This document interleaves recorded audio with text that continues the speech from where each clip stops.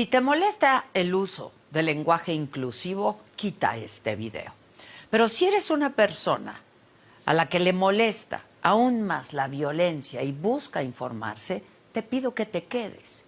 El lunes, Osiel Baena, primer magistrado electoral en México y América Latina, fue encontrado sin vida en su casa de Aguascalientes. Y cuando solamente habían pasado unas horas, quedamos inmersos en el ojo de un auténtico huracán. Había un fiscal que ya tenía una narrativa de los hechos, pero una familia sin explicaciones. Además, una oleada de protestas de jóvenes que se sienten abandonados y discursos furiosos, pero por el respeto a los pronombres de una víctima de homicidio. Hoy creo firmemente que Osiel Baena no merece un minuto de silencio, merece una vida de lucha, y te quiero explicar por qué.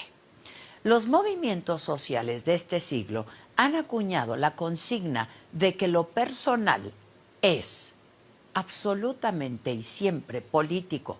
Y Osiel Baena es la encarnación de esa frase. Su infancia y adolescencia estuvo marcada por la violencia y la discriminación. Su comportamiento, sus preferencias, su ser no encajaba con lo establecido. Y se fue de casa muy joven y pasó 6 meses sin establecer contacto alguno con su familia. Y volvió a casa cuando le aceptaron tal y como era. Hasta entonces. Años después, Osiel Baena se tituló en Derecho en la Universidad Autónoma de Coahuila. Y fue entonces que lo personal se volvió político. Su autorreconocimiento como persona no binaria lo llevó a emprender una lucha ante el Estado para tener derecho a ser nombrado. Así, Osiel se convirtió en una de las primeras personas con un acta de nacimiento, una credencial del INE, un pasaporte y un título de maestría que respetaba su identidad.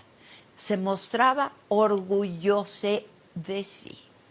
Y cómo no, si lo que había logrado era histórico.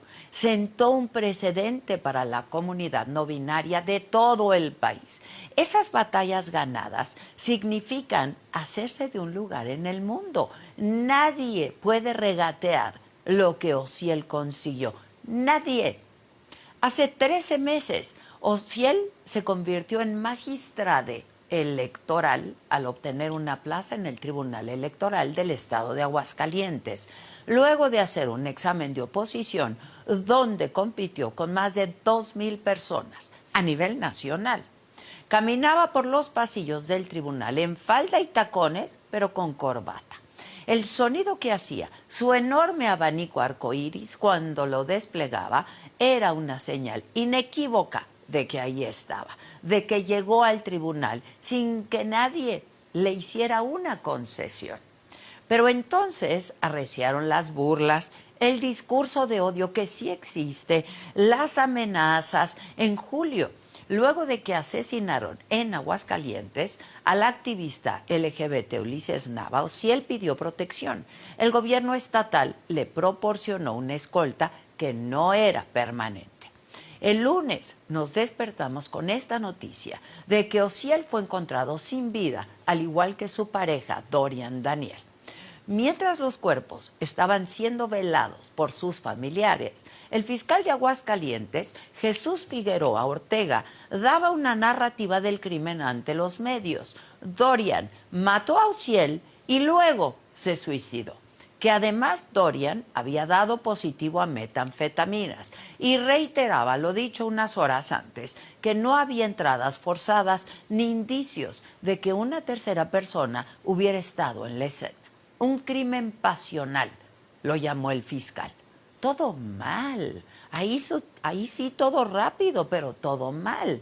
Porque sí sorprendió la celeridad con la que la Fiscalía de Aguascalientes tenía prácticamente resuelto el caso cuando la familia de Ociel ni siquiera había visto la carpeta de investigación. Lo que supieron del hecho fue a través de las entrevistas del funcionario en diversos medios. Al mismo tiempo, fotos del hecho eran difundidas en redes sociales. Tuvieron que salir del teléfono de algún funcionario público. ¿Quién más?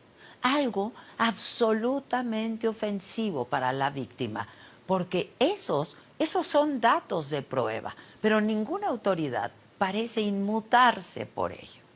Dulce Baena, hermana de Ociel, advirtió que la familia rechaza la versión de la fiscalía, pues esa noche del crimen sus padres hicieron una videollamada con la pareja y se veían, dicen, felices. Y reveló que 4 días antes de su muerte, Ociel ya tenía amenazas a través de redes sociales y llamadas. Se lo hizo saber a la gobernadora de Aguascalientes, a Teresa Jiménez, y según se le dio apoyo con la escolta, pero en el momento de los hechos no estaba ahí, ¿eh? La familia quiere una investigación a fondo y en las marchas realizadas el lunes, los colectivos LGBTQ+ reclaman que las indagatorias tengan una perspectiva de derechos humanos, que pongan en contexto las amenazas hacia Ociel. Pero en un país donde la impunidad tiene niveles superiores al 95%, pedir a una fiscalía que haga bien su trabajo pareciera más una súplica al viento. Quienes salieron a protestar enfatizan que si alguien con ese nivel de visibilidad, con ese cargo público, le pasó eso, entonces, ¿qué pueden esperar ellos? Y tienen razón. En este país, los crímenes contra la comunidad LGBTQ+ están invisibilizados. Quienes investigan no tienen ni idea ni sensibilidad para recoger los factores de violencia que atraviesan las disidencias sexuales. Y de la comunidad binaria, vamos, ni les cuento, luchan en principio por ser nombrades, así, con E.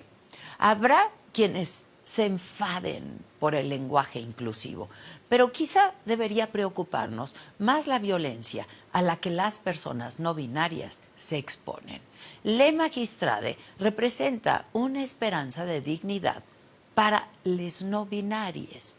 Era esa flama que rompió con la oscuridad de un sistema que se niega a nombrar lo que existe.